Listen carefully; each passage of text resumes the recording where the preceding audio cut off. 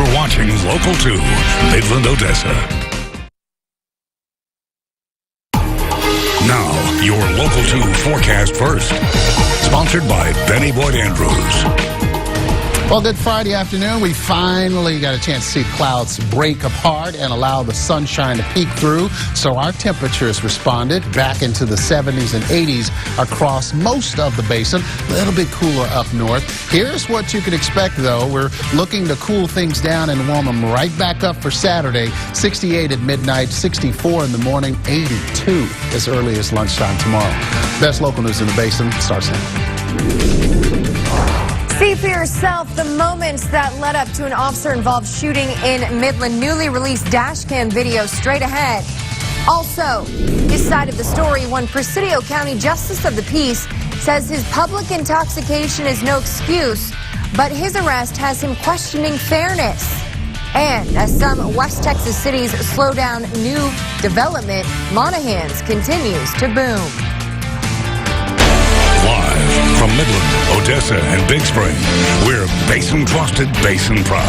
This is Local 2 News at 5 in HD.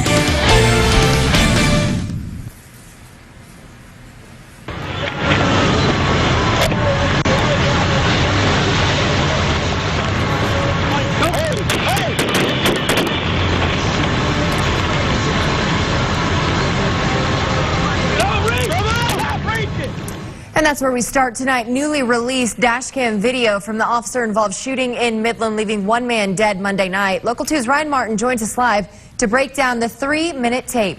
Ryan. Stephanie, 19-year-old Keanu Little Dog shot dead by Midland police Monday night after he appeared to be reaching for a gun in his waistband. In the dashcam video obtained by Local 2 News, you can hear what appears to be 8 total shots being fired. We caution that this video may be disturbing for some.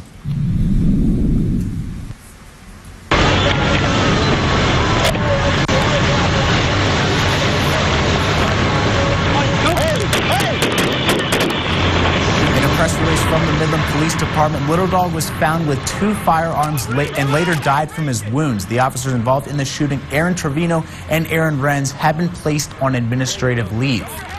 The Midland Police Department sending us a statement saying the Midland Police Department understands the importance of community relations in regards to officer-involved shootings. After careful consideration and procedural checks, we are making dashcam footage from Monday evening shooting available to the media from completion of the investigation. If you would like to see the video again, we have it posted on our website, yourbasin.com, as well as our Facebook page, Local 2 News KMID. Littlefield's acquaintance in the video will not face any criminal charges. In the studio, Ryan Martin, Local 2 News. At 5 tonight, one woman in Ector County searching for answers after finding 3 of her dogs shot on her property Tuesday night. Local 2's Jenna Sands joins us live in the control room to tell us more. Jenna? Stephanie, Timber Williamson's boyfriend let their 3 dogs out Tuesday night, not expecting only one to return with bullet wounds on its shoulders, one dog lying on the ground, and the third missing. Now the owner tells me the dogs were rushed, 2 of the dogs were rushed to urgent care that night, and the third is still missing today.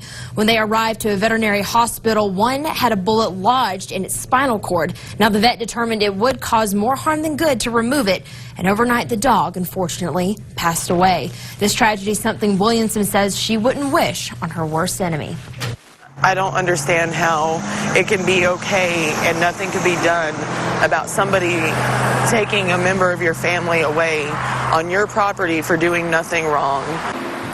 This morning, Williamson was reunited with her 4-year-old Doberman Jade, who has 3 gunshot wounds to heal from while going home to an empty yard. Now, coming up tonight at 10, we're going to take a look at what criminal charges can be put against someone who commits this heinous crime. Live in the control room, Jenna Sands, Local 2 News.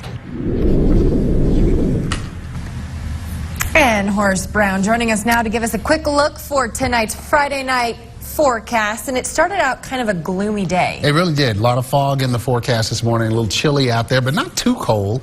and then the sun finally peeked through the clouds. So here's what you can expect for around kickoff time. You headed to the game in between 6 and 7 o'clock. Temperatures will be in the 70s, so it is going to be warm, very close to 80 degrees, 68 by midnight. So by the time the game ends, we're looking at temperatures close to 70 degrees, and then of course in the morning we'll see some cooler readings. Just giving you an hour-by-hour forecast. This is about 8 o'clock. Temperatures at 76, and then maybe after the game 73. So still a warm forecast, but you still might want to hold on to a light jacket. We're going to talk about the rest of your forecast picture in detail coming up.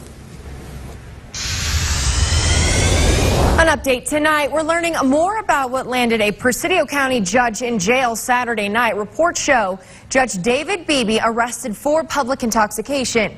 Beebe has since issued a statement apologizing for the incident. Now he's speaking out about what happened. Local 2's Casey Jones joins us from Marfa. The affidavit says officers spotted Judge David Beebe walking down this alley Saturday night with a case of beer in his hand. Beebe admits he was drunk, and he says he's sincerely sorry. Too many tequilas. I was playing over at the Shinati Foundation, and they had this really high dollar tequila. The beginning of a night that landed Presidio County Justice of the Peace David Beebe on the other side of the law. I said, okay, it's a BYB party, I'll get the beer, I'll meet you there. So my plan was to go to the convenience store, buy a thing of beer, and then walk over. According to the affidavit, Beebe was walking through this alley when a DPS officer and a Presidio County deputy spotted him with, quote, poor balance, carrying a case of beer. Beebe admitted to the deputy he was under the influence and then was cuffed and taken to jail. When you're detained for a Class C, you're not under arrest, you're just detained. And I was told that I was detained for my own safety because I was intoxicated. Acknowledging his mistake, Beebe also considers his history with the sheriff's office, especially after the affidavit states the DPS officer was going to let him go, but the deputy arrested him. They've been after me for a number of years because I have a blog where I've exposed things that have been done wrong in the past. Beebe recognizes as an elected official, he's held to a higher standard. Maybe a little bit of politics involved, but that does not excuse me from having too much to drink. And for that, the judge apologizes. Apologize for embarrassing myself and for putting Presidio County in the spotlight. I mean, I'm an elected official, and I appreciate that very much. And the last thing I want to do is jeopardize the public. Judge Beebe ended up with a ticket, so he'll have to pay a fine or do community service. As for the sheriff's office, yesterday they agreed to interview, but when I arrived today, the sheriff was unavailable. In Marfa, Casey Jones, Local 2 News. All right, Casey, thanks for that. Another Football Friday, and we have team coverage tonight. It is Week 8 already, time to fight for a playoff spot. Local 2's Tara Talmadge is live in Ira-Ann tonight. We kick off our team coverage first with sports director Peter Terpstra, who is live at Ratliff Stadium. Peter? Let's talk some 6A football. Right now at Ratliff Stadium, it's calm, quiet, even serene. You can hear the birds chirping, but you can bet when Odessa High hosts Midland Lee right here on this field tonight at 7:30, things are going to get rowdy. Of course, both of these teams with new head coaches, and we will hear from both of those head coaches later in sports. But there is another game in the Basin catching plenty of attention. Local 2's Tara Talmadge now joins us live from Ira-Ann with more.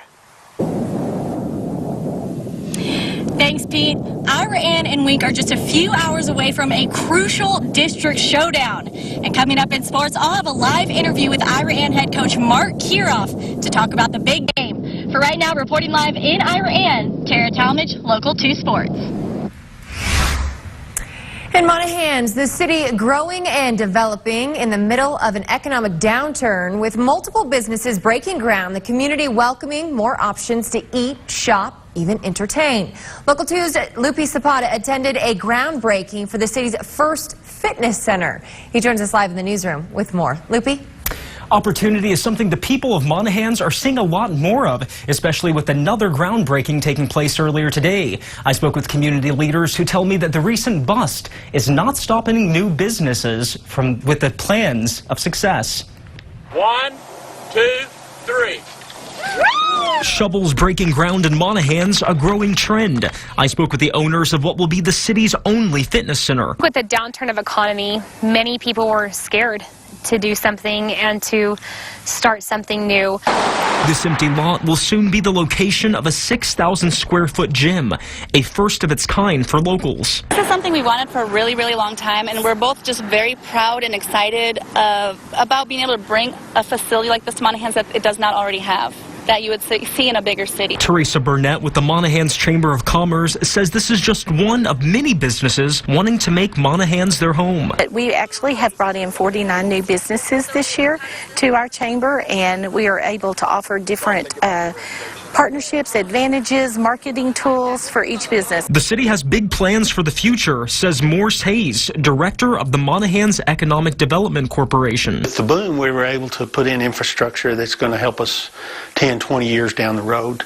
So I think some of these businesses come to town. We're starting to see a little bit of payoff of our investments the past few years. He says developments like the city's new convention center currently under construction will continue to bring new businesses. With the event center being built, we're getting interest from other people wanting to do projects. And even though they might not benefit from that infrastructure, they're coming into our community in other locations. And the Chamber of Commerce tells me they have several ribbon cuttings scheduled to take place within the next couple of weeks. Reporting live in the newsroom, Lupi Zapata, Local 2 News. Okay, Loopy, thanks for that. Still to come tonight at 5, Odessans are just 1 week away from the annual Fall Festival. Coming up, what's new in store for the festival's 8th edition?